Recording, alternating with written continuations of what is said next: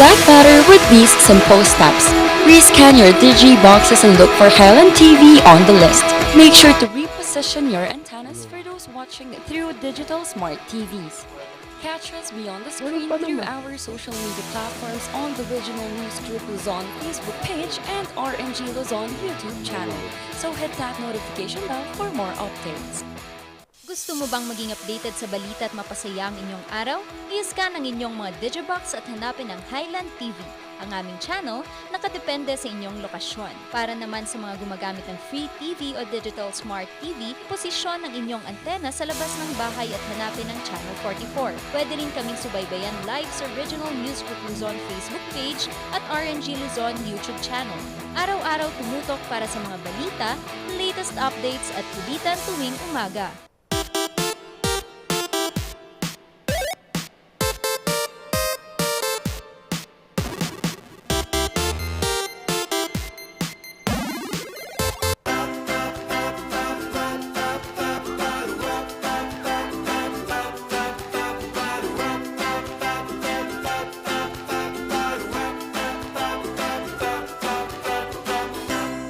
Happy Marites na naman sa inyo mga morning balitaktakan, and thank you so much po sa mga maaga pa lang, nasa OBB pa lang tayo ay nakikita ko ng inyong mga pangalan na nakatutok at nanonood sa amin this morning. Kaya naman, kung nanonood na kayo o kaya yung mga family nyo, friends nyo ay nakahiga pa rin, tawagin nyo na sila, sabay-sabay kayong mag-agahan, kasama pa rin ang dynamic duo ng napangungunahan ng nag-iisang minion in the house, Randy Guzman. Natatakot ako magsalita kasi may strepsils ako, baka biglang malaglag. Baka biglang malaglag. Nako, kung ano man yung pangangati na yan, dapat tanggalin. Magmumug ka. Hindi, yung strepsils. Alright. Sige, good morning mga kabalitaktakan. Thank God it's Martes. Wow. Martes Marites na naman ngayong umagang ito. Kaya itigil muna ang pagmamarites sa mga kapitbahay at tumutok muna sa inyong favorite na morning balitaktakan. Makakasama niyo po ang inyong gentle giant, Charles Limon. At kung kayo ay gising na at buksan ng inyong mga telebisyon, mga kabalitaktakan upang mapanood po kami dito po sa inyong mga Digibox o kaya sa inyong mga Smart TV, hanapin nyo lang po ang Highland TV. I-rescan lang at ipihit lang yan hanggang sa mahanap nyo po ang Highland TV. Magkakaiba po ang aming mga channel numbers sa iba't ibang lugar dito po sa Northern Luzon. Kaya naman, please take time and rescan ang inyong mga antenna at mga Digibox. Pero kung ayaw nyo nang mag-rescan o kung ano-ano pa yan, kunin nyo lamang po ang inyong mga cellphone kasi we are being streamed live na live dito sa aming Facebook page, which is Regional News Group RNG Luzon. Also, we have this live stream sa aming YouTube channel, RNG Luzon. Meron din kaming Instagram, TikTok, and Twitter. RNG Luzon, nag-iisa, wala nang iba. Pero, kailangan nyo muna, bago nyo kami mapanood, para everyday, hindi lang pinapaalala, i-like, subscribe nyo, and i-share nyo na rin ang aming page at YouTube channel sa inyong mga friends. Yan, tamang-tama. I-share at i-like ang aming mga iba't ibang pages. Pero bagong lahat, mga kabalitaktakan, natin munang alamin ang latest weather update natin ngayong umaga, kung bakit maulan buong maghapon kahapon. Ating alamin yan sa ating latest weather update ngayong umaga.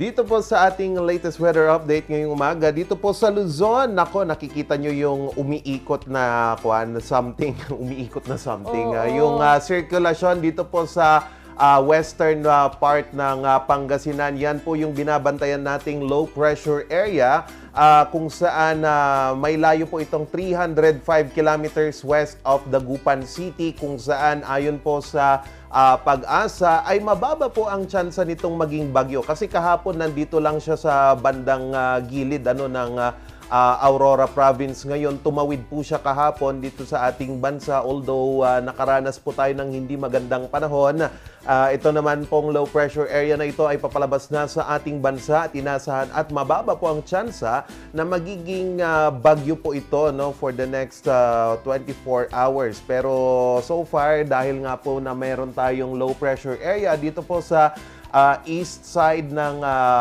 western side ng Pangasinan, makakaranas pa rin po ang buong Luzon ng maulap at maulan na panahon ngayong araw na ito. So magdala po tayo ng payong and hopefully kapag umalis na yung low pressure area na po yan, ay makakaranas po ulit tayo ng magandang panahon for the next coming days. Pero so far, wala pa tayong nakikitang low pressure area na papasok ngayon sa ating Philippine Area of Responsibility. So far, ang Visayas at Mindanao naman, ang Visayas medyo makakaranas po ng hindi magandang panahon. And also, ito pong Mindanao, makakaranas naman po sila ng magandang panahon. So, wala silang problemahin dyan sa Mindanao na yan. So, ang araw po natin ay sumikat kaninang 5:30 in the morning at inaasahan po natin na lulubog ito mamayang 6:30 in the afternoon. Yan. Nako, sana naman hindi na naman umulan kasi kahapon umulan din. Oo, buong maghapon. Oo, ang lakas. tapos medyo na ambunan tayo. So, masama ang ating pakiramdam. Pero kung sumama man po ang ating mga pakiramdam at may mga maranasan tayong kung ano-anong sakit dyan sa katawan, meron po tayong mga produkto mula sa Aldrich Corporation like Pau Masahe, Pau Liniment, and Pau Essential na papawi po sa mga sakit na yan. And ngayon naman, ang hirap pala may strepsils magsalita. And ngayon naman, may candy. And ngayon naman, speaking of gusto nating pagaanin, nais naman po ng mga travel agencies na pagaanin ng Taiwan ang kanilang border restrictions dahil sa, 'di ba, dahil nga may COVID-19, medyo restrictions nila, ayaw nilang magpapasok. However, ang Philippines nag-start na yan April 1. So nakita natin na may more than 150,000 ng mga tourists na visits and gusto nila sa Taiwan din. So, mga Philippine travel agencies and other agencies are also eyeing and they are 500,000 tourists pala ang arrival nung nag-open tayo. So, gusto nila gawin din ito sa Taiwan kasi nga yung border restrictions nila ay medyo mahigpit pa rin. And if they want to start to, move on na siguro, live normal, ay ang pinakaunang dapat nilang gawin ay yun nga, mag-lighten or lessen ng kanilang restrictions para makapasok ang mga tourists, makapasok ang sino mang gustong magtrabaho, which will help their economy to again boost. So, yun lang naman ang aking chika for today. Ikaw, sa tingin mo, okay yun? Okay yun siguro. At least bumabangon na din sila. Pero, come to think of it, yung Taiwan, napaka-aggressive nila noon.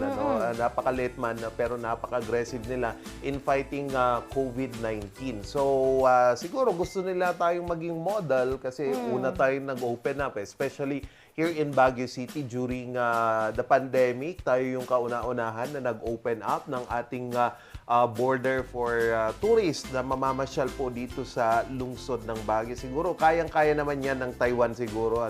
And mas mahigpit pa ata at mas maganda yung kanilang healthcare system compared sa atin na hindi masyadong ganun ka-advance, pero we're trying to solve this gap. Ito pong pangangailangan din ng ating mga kababayan pagdating po sa pangangailangang medical. Ayun. Pero labas lang muna tayo sa ating bansa. Punta naman po tayo dyan sa Canada kasi may plano po sila na i-boycott or wag nang sumuporta or tumangkilik dito po sa iba't ibang mga ito pong Russian tech companies at mga iba't iba pa pong interaction ng bansa sa bansang Russia. Ito'y pa rin sa pagpapakita ng suporta sa Ukraine kung saan nagdagdag po sila ng karagdagang sanction at mga ban para po sa export ng mga iba't ibang teknolohiya na makakatulong sa defense manufacturing ng Russia. So ito pong bagong sanction na ito ay target po nito ang 6 na individual at 16 na mga entities na link po dito sa Russian defense sector at plano naman po nitong sumuporta ng 15 Ukraine supporting Russia and 13 individuals and 2 entities in Belarus according sa statement po ni Prime Minister Justin Trudeau. So yan po yung bagong step ng Canada para po masuportahan itong Ukraine. Kasi nga po malaking bahagi ng malaki po ang ine-export ng Canada mula po sa Russia at ay ine-export, pinapadala pala. So baliktad pala 'yon, ano. Pinapadala ng Canada diyan po sa Russia. So with this makakatulong po siguro na hindi makapag-prepare or hindi siguro makapaghanda ang Russia sa ano pa mang mga defense mechanism nito laban po sa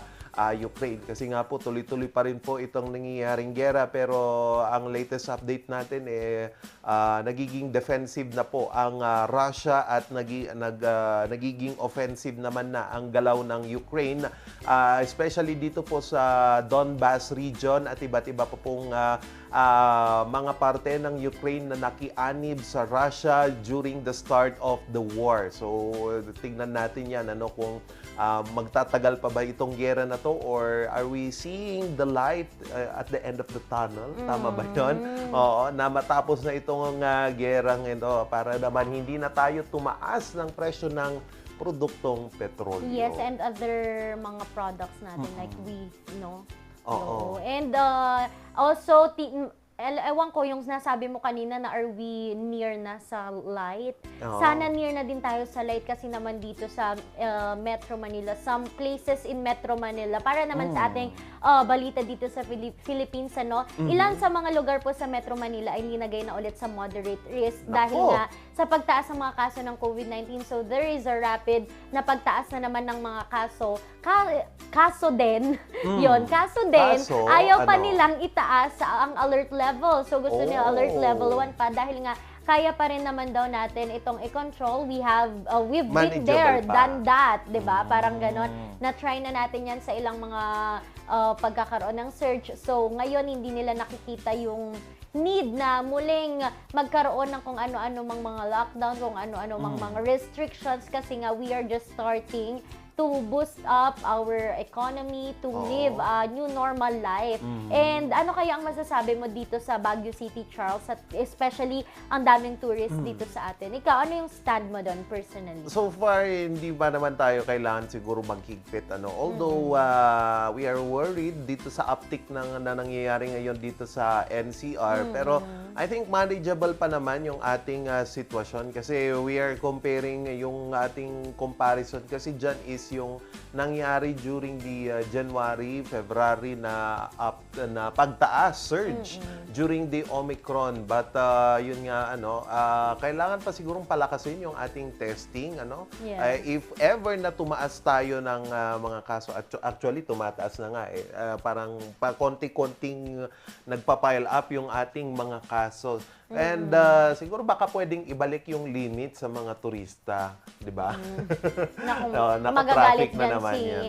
Pero, Andrew Pinero, lagot ka dyan, Charles. Sorry na po. Yan. Pero siguro pwede pa rin tayong ma-enjoy ang pamamasyal dito sa Baguio City basta't sumunod po tayo sa ating mga patakaran at pagsusuot po ng face mask kasi muling i-reiterate po yan ng pamahalang lungsod at ng POSD at ng BCPO ang pagsawata sa mga hindi po nagsusuot ng face mask dito sa Baguio City. So kung kunada nga, COVID, kailangan pa ibang agmask, kailangan pa rin po, kailangan pa rin nating mag-face mask para po maprotektahan itong ating kalusugan at iba't iba pa pong kasamahan natin sa bahay, di ba? Yes. Oo, and speaking of Baguio City pa rin, Charles, dun sa napahapyawan mo kanina, hindi raw po turista ang dahilan ng traffic dito sa Baguio City. Kasi marami pong mga sinasabi na, tigilan nyo na yung pagpapasok ng turista dahil dyan ng traffic. Pero ayon po sa ating city administrator, hindi po dahil sa mga turista ang cause ng traffic, pero dahil sa mga kalsadang patuloy na ginagawa. However, we cannot deny the fact that Baguio is really congested naman. Ang dami kasing sasakyan. Parang kahit nung pandemic nasabi mo lang na walang traffic kasi nga walang lumalabas. Pero kung normal day naman at kahit walang turista, sa dami ng sasakyan. Kasi masasabi nyo na madaming sasakyan kapag kayo dumadaan sa mga barangay, halos lahat may sasakyang nakapark sa labas, di ba? Ang sarap i-report sa Yes, POSD para and ipahatak also according nga rin sa mga industries natin, no? Tourism industry, sa mga hotel and restaurant, and sa mga small businesses na sana naman na wag nilang pigilan dahil nga bumabangon pa rin tayo. Ayan. Bumabangon pa rin tayo at lumalaban. Mamaya po ating pag-usapan naman sa ating komentaryo. Nako, inaasahan pong tataas pa ulit sa susunod na linggo itong presyo ng produktong petrolyo. Pero wag naman po sana, no? Titignan po natin yan, i-review natin yung outlook kung tataas ba or bababa. Kasi ngayong araw na ito, tumaas po ng kakarampot lang naman na pagtaas. Pero sa susunod na linggo, kaya paano silipin natin yan mamaya sa ating komentaryo. At mamaya po may makakasama rin tayo na interview po about 100-day challenge. Kung ano yan, tutok lang, huwag kayong alis, magbabalik ang Morning Balitaktakan!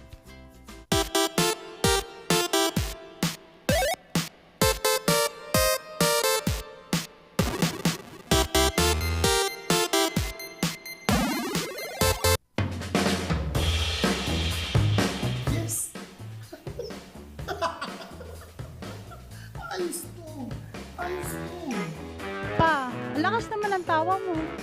Sino ba namang hindi matutuwa dito sa online shopping service at cash on delivery ng TG Home Builders? Pwede din mag-online reservation for pickup. Pa, ano yung sinasabi mo? Ma, mapapakabitan na natin ng tiles ang bahay natin. Pa, baka naman pwede mo isabay yung bubong ng bahay natin. Para sa quality construction materials, mag-TG Home Builders. Main warehouse and showroom at number 75 Ferguson Road, Gisad, Baguio City. Bucaucan Branch at number 73 Bucaucan Road, Baguio City. Marcos Branch at KM3 Marcos Highway, Baguio City. Sales Office Branch at number 221 at Tab Marcos Highway, Baguio City. La Trinidad Branch at KM6 Butag, La Trinidad. And Urdaneta Branch at MacArthur Highway, Urdaneta City. TG Home Builders. We turn houses into homes. Mazar Music offers a complete line of musical instruments.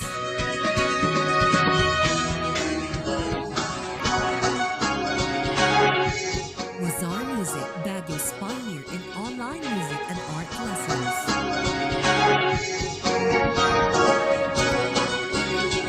Mazar Music, bringing music closer to your hearts.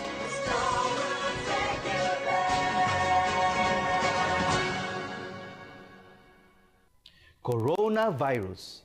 Dahil dito, may mga bagay na hindi mo na magagawa. Ngunit, may katuwang ka. PDA or Pau de Arco Herbal Capsule na may antiviral quercetin at immunity booster. Mag-PDA or Pau de Arco Herbal Capsule araw-araw. Para iwas sakit, iwas virus. PDA. Proteksyon, depensa, alay sa kalusugan. PDA or Pau de Arco Herbal Capsule is available in all leading drugstores nationwide. Another quality product of Aldrich Corporation. For better life. Ayun, may target na ako. Lagot ka sa akin!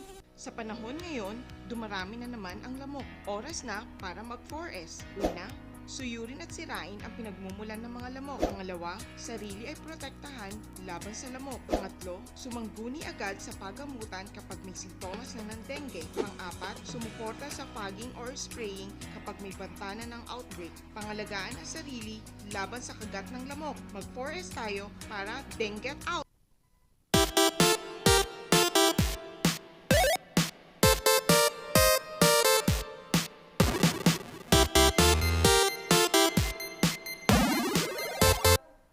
At nagbabalik po ang Morning Balitaktakan at ngayong umagang ito ating pag-usapan na tumaas po ngayong araw na ito ang presyo ng mga produktong petrolyo. Dito po kasi sa ating latest na pagtaas ay 50 centavo po ang itinaas ng diesel at yung iba pa naman po ang kerosene ay tumaas po, ang diesel pala ay tumaas by 1 peso and 65 pesos per liter. Ang gasoline naman 50 centavo lang at ang kerosene ay 10 centavo kada litro. Naku, tumataas po at namumuro po ngayon ang produktong diesel. Pero ayon po sa isang kumpanya, nagbabala po sila na posibleng tumaas pa po ito ngayong second half ng ating taon na ito. So, ayon po sa IHS Market, isa po siyang consulting agency at part po ng S&P Global. Sa forecast po nito, tinatayang papalo po sa $135 per barrel ang magiging presyohan po ng produktong petrolyo kada bariles ng petrolyo sa pandaigdigang merkado. So specifically ito pong Brent oil kung saan galing po ito sa US at ito po yung ginagamit ng karamihan ng mga bansa dito po sa mundo, ito pong Brent oil. So sa ngayon ang pinaka-latest po na update kasi ng presyo ng petrolyo kada bariles po ay $110 per barrel. So naranasan natin yung pagtaas noong I think February ata or noong March. Itong 135, pumalo po siya sa ganitong sitwasyon kung saan doon po tayo nakaranas ng 12 pesos na increase or 10 pesos na increase. Sa susunod po na linggo, parang tinitingnan natin na baka medyo tumaas pa ang presyo ng produktong petrolyo kasi isa din po sa mga factor na tinitignan natin sa pagtaas po ng presyo ng produktong petrolyo ay ito pong palitan kontra piso, dolyar versus peso kung saan lalo pa pong tumataas ang palitan ng piso kontra dolyar kung saan ngayon po ay nasa 54.91 pesos per $1 na po. So ibig sabihin kapag bibili tayo ng krudo sa ibang bansa, specifically US, kapag nagtumataas pa po yung palitan ng piso kontra dolyar, apektado po yung volume na binibili natin or yung presyo ng ibebenta nating oil kasi nga po mas mahal po yung ating buying power or itong pagbili natin dito po sa presyo ng produktong petrolyo. So going back lang po dito sa forecast ng IHS Market, sinabi po niya na isa po sa mga rason kung bakit tataas muli itong presyo ng produktong petrolyo natin for the next half of the year. So meaning to say from June to December na po ito or July to December na dahil po sa iba't ibang mga international issues, specifically ito pong issue pa rin sa Russia at Ukraine at ito pong issue din sa Iran at US kung saan apektado po ang Iran ng mga sanction ng Estados Unidos dito po sa pagsusupply po nila ng langis sa iba't ibang parte po ng ating ng mundo. So with these different issues, mataas yung presyo, mataas yung palitan ng piso kontra dolyar at ito pong pagtaas na din po ng presyo ng Brent crude oil at sana ma-maintain ng Dubai crude oil ito pong presyohan nila ngayon kasi ang Dubai crude oil naman kada bariles po naglalaro ngayon sa $107 per barrel. So mas mababa po ang Dubai crude oil kaysa dito po sa Brent crude oil pero depende pa rin po yan for the next coming months kung magtatagal pa rin po itong mataas na demand ng diesel kasi yun po yung problemado ngayon yung ating mga kababayan. Okay na lang sana na yung gasolina yung tumaas. Pero bakit pati yung diesel mas mataas na ngayon kaysa sa gasolina? Nako, mag-ready-ready na lang po tayo siguro. Bili na lang tayo ng bisikleta para naman wag po tayong mahirapan dito sa pagtaas po ng presyo ng produktong petrolyo at sana matulungan tayo. Bumaba kahit man lang 12 pesos siguro ang ibaba niyan. Sana for the next coming months, ipagdasal po natin na maging okay yung ekonomiya natin at pati na din po itong Russia-Ukraine war kasi malaki po ang naging epekto nito sa ating lahat. Magbabalik po ang Morning Balitaktakan.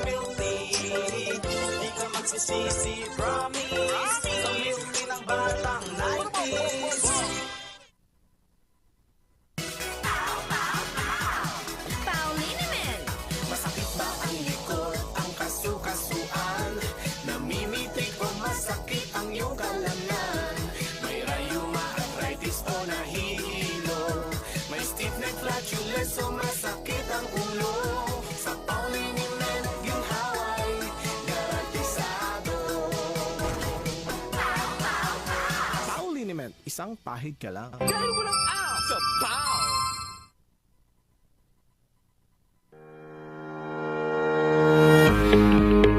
Baguio Country Club, the first and only 5-star mountain resort in the Philippines, is fully equipped and ready to welcome you back. The club has thoroughly worked on adapting to the new normal. The usage of any of the facilities and amenities of the club is governed with specific rules, regulations, and procedures in accordance to the medical, physical distancing, and disinfecting protocols. And as you return back here to your second home and make new memories with us, we assure you that at the Baguio Country Club, you do not have to worry because we can assure you that the club continuously puts great importance to the health, safety, and wellness of its members, guests, and employees.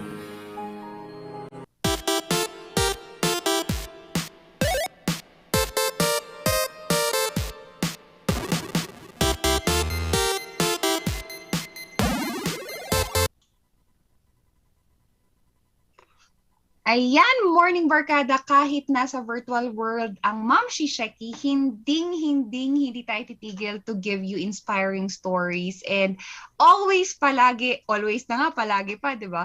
Always we will give you a reason to smile every morning. And this wonderful morning barkada, we have with us. I can introduce the founder of Lazy Lifter and creator of many different programs, my coach Cholim. So according to him, the greatest investment that you can make is not in stocks, real estate, or not even in business, but in your health. So itong minimal fitness group namin, it has around 13,000 plus members and counting. And most beginners sa gym kasi doesn't have any idea where to start or can't even afford their own coach or fitness trainer. Right. Frankly kasi costly. And their mentality and thinking that when it comes to achieving great body, dapat work hard only approach saka boring diet. Kaya most beginners tend to give up kasi wala silang nakikitang results. Unlike sa MF or minimal fitness method, which is the lazy approach sa pagpapaganda ng katawan. So, bakit nga ba lazy? Ano bang kaibahan ng MF sa ibang fitness program? Right. So, before, let me ask you these questions. Busy ba kayo sa work, school, or other activities at hindi nyo masyadong maisingit ang gym kasi it consumes most of your time? Can you really lose weight sa only 3 workouts per week? Tapos, outing is coming. Can you really have 6-pack abs while eating the food that you love? Right. At pwede bang ma-achieve yung dream body mo kahit mahilig kang kumain ng rice, yung favorite desserts mo like chocolate, at even ng milk tea? At pwede pa rin bang sumama sa mga social gathering, even kahit sa mga inuman session? And pwede bang hindi na mag-hire at ikaw mismo yung maging personal coach ng sarili mo? So just imagine eating and working out 3 times a day for only 30 minutes, and then eating the food that you want while monitoring them. No socialization restrictions like drinking alcohol, and the best part is spending more time with your loved ones while achieving great results. Sounds fun, right? So, ano ba kasi yung nandun sa book? Para siyang cheat sheet or easy guide na susundin mo na lang. It tells you where and how to start. So kahit beginner ka pa lang, all you need to do is read, understand, and execute the lesson. What's inside the book? It's like the foundation of fitness, the minimalist lazy program, the diet nutrition on how to count your calories, supplementations, the 100-day success stories of other members, and a lot more informative moments na pwede natin matutunan. Nung binasa ko yung book, na-realize ko ang dami ko palang maling ginagawa sa pag-workout at pagkain ng food. So after reading this, na-realize ko na it gave me more concrete ways on how I can achieve my goal. Kumbaga, mas clear na yung path ko towards my dream body. Ayun. Wow, that is quite an introduction on the book per se, Sir RJ. Yet again, there is what they call guilty pleasure. And sabi mo nga yung mindset natin kinda had to restructure when you saw the book because exercising and being in the middle of a guilty pleasure is something that we are struggling to keep a choice between. Sir RJ, to start off, ano nga ba tong 100 days challenge na to? And paano ka nahikayat na sumali dito? Okay, so actually, It started around 2017 when Coach Cho created the 100-day or 3 months transformation challenge, which was exclusive sa mga nag-avail ng MF book. But the goal of this challenge was to transform yourself in the next 100 days. All you need to do is follow the book and enjoy life. So transforming your body was the main goal of this challenge, but what made it more fun and challenging was you're still enjoying the life. So while doing the challenge, you perform it with a lot of other members, healthy-minded fitness community, kumbaga. And ang masayang part this year is the chance to win cash prizes. So out of the 600 plus contenders, luckily with God's grace, I recently bagged the title MF Champion 2022, making me 100,000 pesos richer. So gumanda na yung katawan mo, tumaas pa confidence mo, and you gained a lot of friends. And syempre, self-improvement, plus nanalo ka pa ng pera. So, parang win-win situation. It is really a win-win situation, Sir RJ. And I know that it might sound cliche, but it's a challenge. But we wanted to know, ano yung naging personal challenge mo in joining? And how did you look at it as a motivation to move forward? 100 challenges, almost 3.5 months, Sir RJ? Yeah. So, actually, let me just give you a short background of kung paano ko siya na-achieve.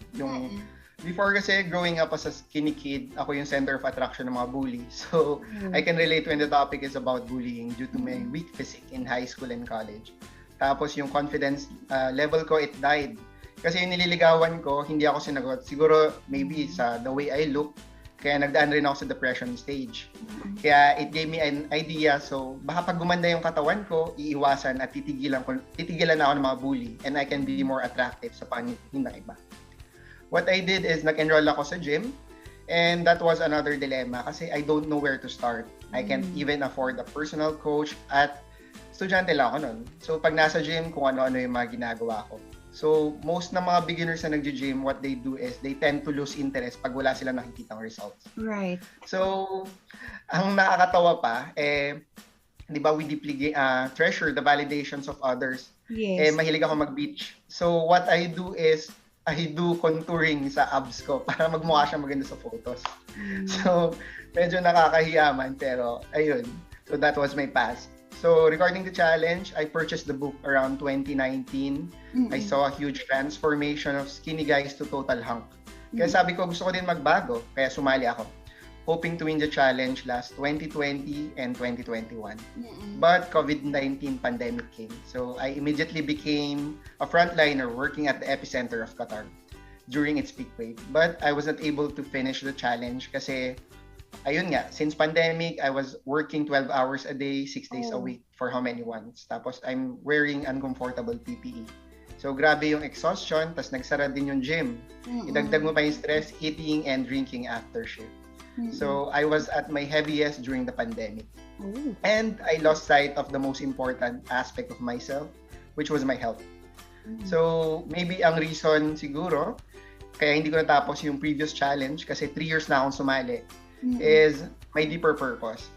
God knows na gustong-gusto ko talaga manalo and to improve my physique. I was a frontliner during the pandemic outbreak and I think God made me first an instrument to heal, save, and focus on others. But He made sure that when the right time comes, ako naman na mag-iimbida sa kwento ko. Ayun, so 2022 came, na-realize ko may mali na sa health ko. Mabilis na ako mapagod and my work entails a lot of movement since operating room ako. Ayun. So, 3 years na ako sumali sa challenge. Sabi ko, this will be my last year. I will give it my all. So, I came with a plan and ayun, during the pandemic, actually, this challenge is not your typical biggest loser challenge. Yung pababaan ng weight loss. Pero, the winner is determined sa pinakamalaking na loss na weight on how you improve your previous physique. Kumbaga. So, what I did is reread the book, join the challenge once again while enjoying the life, and I took another leap of faith. And the main challenge talaga is on how you will continue the challenge. Kasi di ba parang 2 years ago, I joined the challenge pero parang day 40 pa lang nawalan na ako ng motivation, nawalan na ako ng gana. So what we really need is not motivation, but to build a good habit. Kasi the purpose of setting a goal or motivation is to win the game or the challenge, but the purpose of building a habit is to continue playing the game. Kumbaga, fitness should be continuous. Hindi lang siya for 100 days, but it should be a lifetime commitment. It is. I agree with you, Sir RJ. Minsan, Sir RJ, we are faced with challenges and you realize that there is delayed gratification on the things that we cannot get now, but we will later get a better price from it. Sir RJ, after the 100 days challenge, what were your realizations? What did you learn from it? Ano yung mga nabago sa'yo after this 100 days? Okay, so for this one, I realized that we just have to believe and never lose hope. Kasi we may want something big, but He will give us something greater. Sabi nga nila, blessed is the man who trusts in the Lord. Hindi ko man siya nakuha in 2 years, but the lesson is to move on, to progress. Lagi nating isasama sa journey natin ang mga friends natin, ang family, and most especially, wag natin kakalimutan si God. Nakakamangha lang na isipin na sa dami ng failed attempts ko, na-achieve ko pa rin yung dream body ko.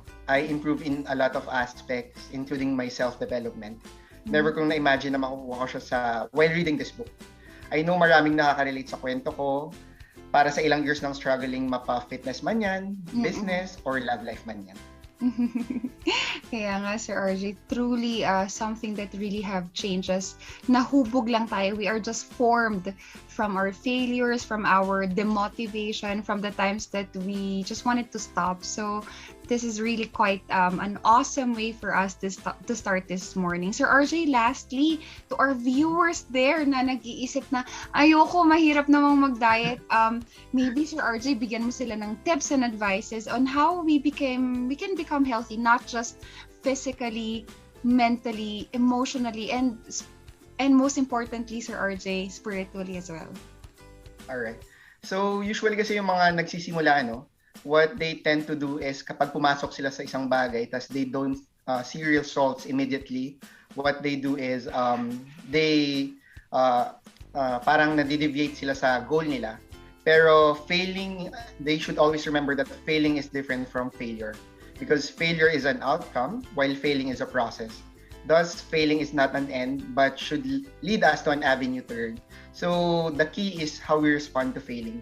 So, ibig sabihin na, kumbaga, kahit ilang beses tayong madapa while trying to achieve our fitness goal, kailangan we should still continue and try to learn from it. And for this one naman, I think that, if you're going to achieve your goal, why not choose the fun road, which is the lazy approach or the minimal fitness approach? Right. Sir RJ, please pasalamatan po natin lahat ng, sabi mo kanina, your friends, family, support group, this 13,000 part of the Lazy Lifter and others. Please thank them and thank everyone that you wanted to thank for. Alright. So I would like to thank God for giving me multiple chances to improve myself.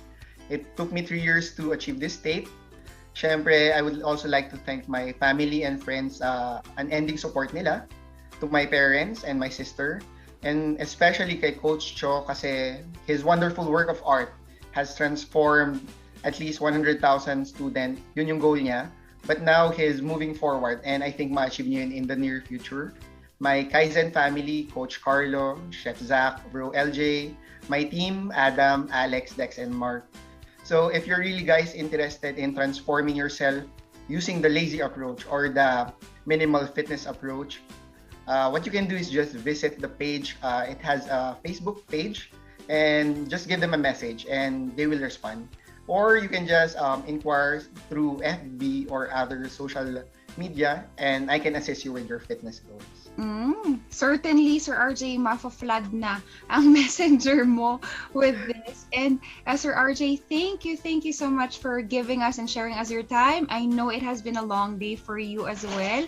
At ingat po kayo. We will see you very soon pag nagbakasyon na kayo dito sa Baguio City. Maraming salamat po. And wishing you all guys success sa fitness journey nyo. Yes. Thank you very much. Thank you very much, Sir RJ. Sabi nga nila, Morning Barkada, fail 7 times and stand up the 8th Morning Barkada, there would be limitless time that we will be a failure or that we will fail. But the good thing about life is that even broken colors still make colors. Morning Barkada, magbabalik pa rin ang Morning Balitaktakan.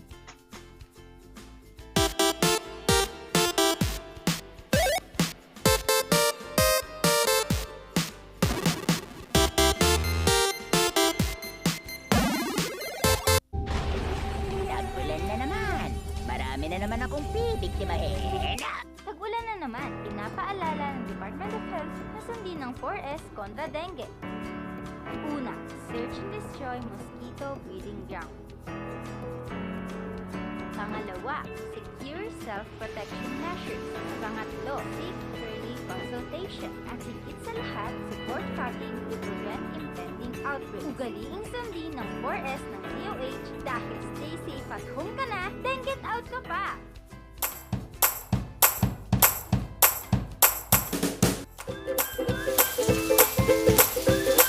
Best sellers that we have are the pork sisig, sizzling liempo, quarter leg, and then we have the sizzling beef pares as well.